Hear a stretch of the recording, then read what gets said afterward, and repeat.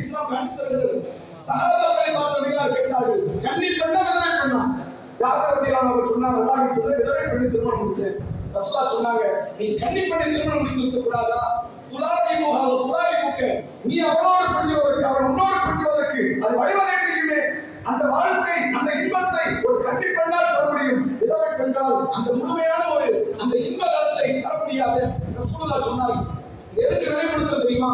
ஜாபர் ரலியல்லாஹு அன்ஹு எல்லா விஷயத்திலும் ரசூலுல்லாஹ் கலந்து கொள்வார்கள். தன் தந்தையுடைய கடனை பற்றி, தன்னுடைய சகோதரிகளை பற்றி, தன்னுடைய வாழ்க்கையுடைய ஒவ்வொரு சூழ்நிலையை பற்றி இந்த ஜாபர் ரலியல்லாஹு அவர்கள் நபியோடு நகையும் சதையுமாக இருந்த இந்த ஜாபர் தன்னுடைய திருமணத்திற்கு நபியை அழைக்கவில்லை என்றால், உயிரை விட மேலாக மதித்த அந்த தூதரை அழைக்கவில்லை என்றால், திருமணத்தை பொறுத்தவரை அவர்களுக்கு சாதாரண ஒரு காரியம்.